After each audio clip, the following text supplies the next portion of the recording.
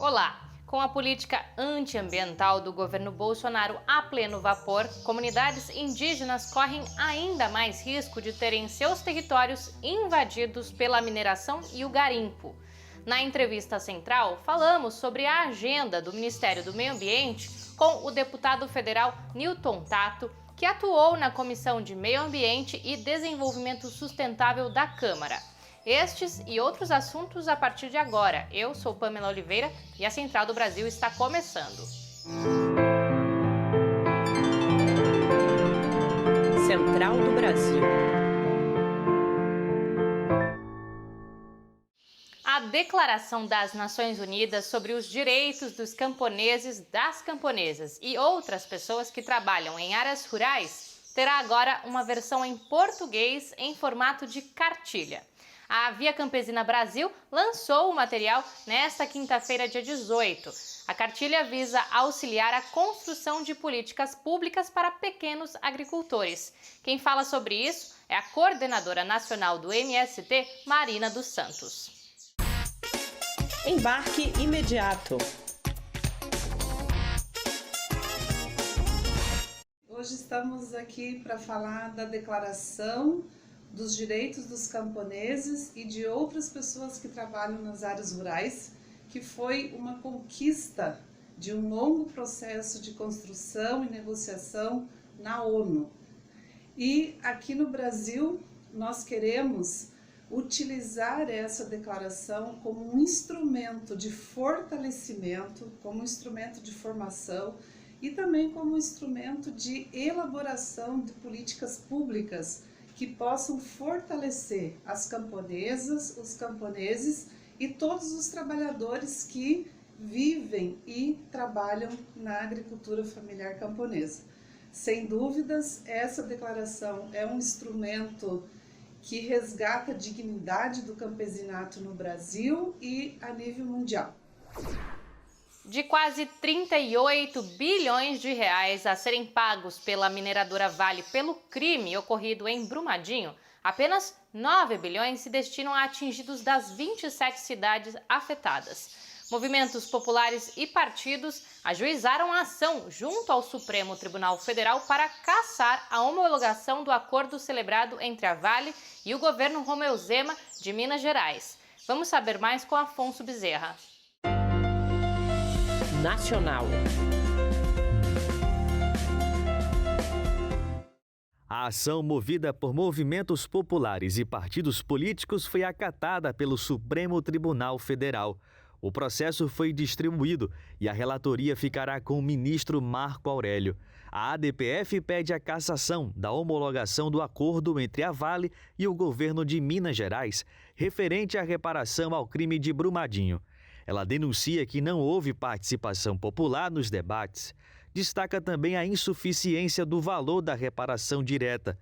O documento contesta o alto desconto aplicado pelo governo de Minas, além do uso destes recursos para obras públicas em outras regiões, como analisa a advogada da Associação Nacional dos Atingidos por Barragem, Tena Mazo. Será que as comunidades vão estar de acordo em retirar dinheiros da reparação para construir o rodoanel, como está previsto? Ou em tirar dinheiros da reparação para assentar recursos públicos da contratação de pessoal, que é o que o Estado também propõe, né? São 9 programas. Então é isso, né? Tem que usar para a gente, o principal é que esses atores participem, né? Eles até podem concordar, mas eles precisam ser consultados sobre isso. Joelísia Feitosa, uma das atingidas na comunidade de Joatuba, comenta que o formato adotado no acordo não incluiu a população. Nós entendemos que esse acordo, para ser legítimo, ele tinha que passar primeiro pela centralidade na situação, no sofrimento de nós atingidos, né? Porque a gente entende que é necessário que o acordo seja feito, que ele contemple o Estado, que ele contemple os municípios, mas o maior e o principal atingido, ele não foi ouvido. O acordo homologado foi no valor aproximado de 37 bilhões de reais, que serão aplicados em programas de transferência de renda, recuperação da bacia do Paraopeba e até em melhorias na infraestrutura de Belo Horizonte, o que é contestado pelos atingidos. Em nota, o governo de Minas Gerais informou que o termo assinado trata dos danos socioeconômicos gerados ao Estado e à sociedade mineira pelo rompimento da barragem em Brumadinho e que não prejudica as ações individuais por indenizações e criminais que seguem tramitando normalmente. A nossa equipe entrou em contato com a mineradora Vale e não obteve resposta até o fechamento da reportagem. E ainda falando sobre mineração, a exploração em terras indígenas cresceu 91% desde o início do governo Bolsonaro, segundo dados da agência pública. Agora, governistas pressionam a aprovação de um projeto de lei que quer oficializar essa exploração e retirar o poder de veto dos povos indígenas. É o que nos mostra a reportagem de Nayá Tawane. Trilhos do Brasil.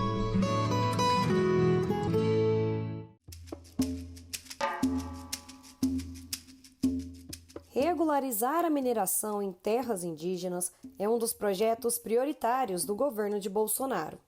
O PL que tramita no Congresso ameaça as reservas. Atualmente, as terras demarcadas correspondem a quase 13% da área nacional. A deputada Sâmia Bonfim, que compõe a Frente Parlamentar em Defesa dos Direitos dos Povos Indígenas, comenta sobre as expectativas de barrar mais este ataque. Sabemos, somos realistas de que a correlação de forças no Congresso Nacional, infelizmente hoje, não é das mais favoráveis. O Bolsonaro conseguiu comprar uma base de apoio através de cargos e de emendas, mas a gente sabe também que a luta ambiental tem forte repercussão internacional e nós vamos nos articular junto aos povos indígenas que não estão sendo ouvidos e consultados nesse processo.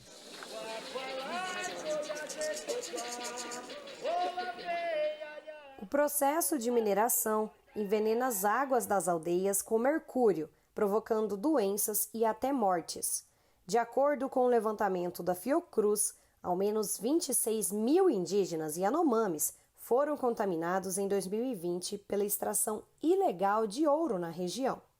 Éder Alcântara, do Mato Grosso do Sul, região que sofre com o garimpo ilegal, relata os perigos deste projeto. O projeto de lei que regulariza a mineração em terras indígenas é o verdadeiro genocídio contra todas essas nossas nações do Brasil. E nada mais é, uma proposta de campanha de governo, desse governo Bolsonaro, que realmente vem aí tentando dizimar os povos indígenas. Antes de ser votado em plenário, o projeto de lei deve passar por 8 comissões só na Câmara dos Deputados. A reportagem tentou contato com o Ministério do Meio Ambiente, mas não obteve retorno. São sucessivas as tentativas do governo Bolsonaro de passar a boiada. Uma paralisação ainda maior das políticas de proteção ambiental deve ocorrer caso o Ministério do Meio Ambiente realize a fusão entre o IBAMA e o Instituto Chico Mendes, o ICMBio. O deputado federal Newton Tato, que atuou junto da Comissão de Meio Ambiente e Desenvolvimento Sustentável da Câmara, conversa com Jonatas Campos sobre a política antiambiental em curso. Entrevista Central. Hoje na Entrevista Central vamos conversar com o deputado federal pelo Estado de São Paulo, Newton Tato. Ele é deputado federal pelo Partido dos Trabalhadores e é membro da Comissão de Meio Ambiente e Desenvolvimento Sustentável da Câmara dos Deputados. Vamos conversar um pouco sobre a agenda ambiental do governo Bolsonaro e outros assuntos. Deputado, agradecemos sua participação. Obrigado pela oportunidade, Jonatas, e uma saudação à TVT. Deputado, o ministro das Relações Exteriores, Ernesto Araújo, e o ministro do Meio Ambiente, Ricardo Salles, tiveram uma reunião com o enviado especial do governo dos Estados Unidos, John Kerry, para assuntos do meio ambiente, do clima, e comemoraram. É possível que a gente observe alguma mudança de postura do governo após essa reunião?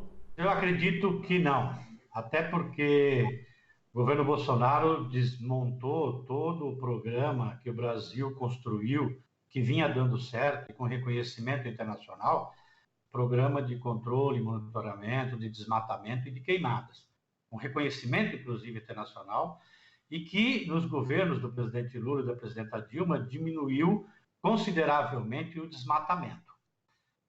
Ao desmontar esse sistema, ao desestruturar o IBAMA, todo o sistema de fiscalização e incentivar a criminalidade, né, incentivando os mineradores, madeireiros, nós estamos vendo aqui o resultado do aumento de queimadas e de desmatamento, batendo recorde. E com isso tem uma pressão internacional. O ministro Ernesto Araújo chama a luta em defesa do meio ambiente de ecologismo, como uma forma de negar essa luta e negar também as mudanças climáticas.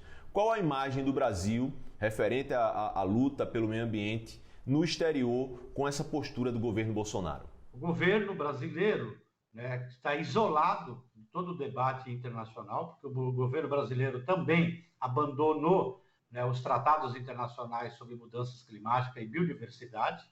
E nós estamos vendo, até como consequência também da própria pandemia, a China tomando atitudes na perspectiva da transição ecológica, toda a comunidade europeia, e agora com a eleição do Biden nos Estados Unidos, colocando essa agenda ambiental como prioridade novamente. E o Brasil isolado e não sentando no mesmo nível desse debate no âmbito internacional. O senhor falou da questão do desmonte do IBAMA e eu gostaria de sua avaliação sobre a fusão do IBAMA com o ICMBio, o Instituto Chico Mendes de Preservação do Meio Ambiente. O Instituto Chico Mendes, que tem a responsabilidade para cuidar das unidades de conservação, os diversos tipos de unidades que tem, e que é um patrimônio do povo brasileiro, inclusive das futuras gerações. Por outro lado, você tem o IBAMA, que tem um papel especial de fiscalizar, né, de fazer licenciamento ambiental dos empreendimentos. Na medida em que ele quer fundir os dois, mostra claramente que é para dar sequência àquilo que o Bolsonaro vem fazendo já nesses 2 anos e poucos, tá? Que foi desestruturando todo o ICMBio e desestruturando o IBAMA, tá? Tirando, inclusive, algumas responsabilidades que estavam desse órgão, colocando para o Ministério da Agricultura, que é sabidamente, né, hegemônico pelo pessoal da Frente Parlamentar da Agropecuária, bancada ruralista. Deputado, o programa Adote um Parque é um esforço do governo federal, como eles próprios dizem, de dar à iniciativa privada protagonismo na preservação do meio ambiente. O senhor acha que a iniciativa privada, primeiro, tem interesse em proteger o meio ambiente e confia no governo para aderir a um programa como esse? Este programa Adote um Parque, ele vai nesse sentido de você abdicar da responsabilidade do poder público de cuidar desse patrimônio ambiental e colocar na mão das empresas para poderem utilizar em determinados serviços e trabalhar, inclusive, a imagem dessas empresas. Pois bem, nós temos um exemplo em várias cidades do Brasil, tá? Eu posso citar aqui a cidade de São Paulo, que se adotou essa política de adote uma praça, adote um parque, e não deu resultado em canto nenhum, porque depois abandona logo na sequência. Então, o que o governo está querendo fazer é abdicar da sua responsabilidade para cuidar desse patrimônio, tá, desses parques, jogar para as empresas, que só vão cuidar para um determinado momento que possa gerar lucro para os seus produtos que estão, né, ganhando em cima da imagem, entendeu, com esses parques. E vamos para a parada cultural?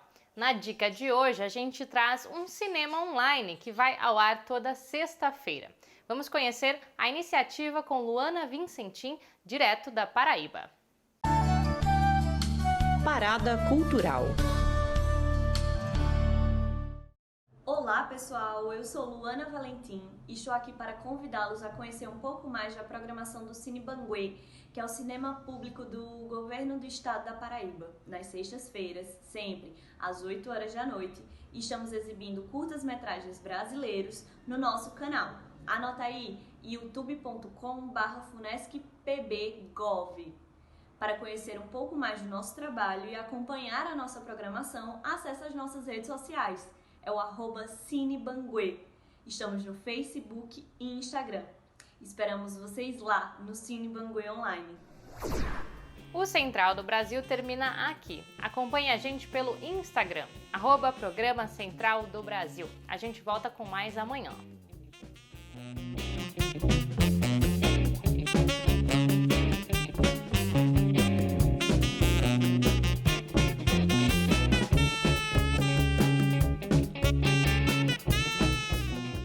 Central do Brasil, a rede de comunicação dos movimentos populares.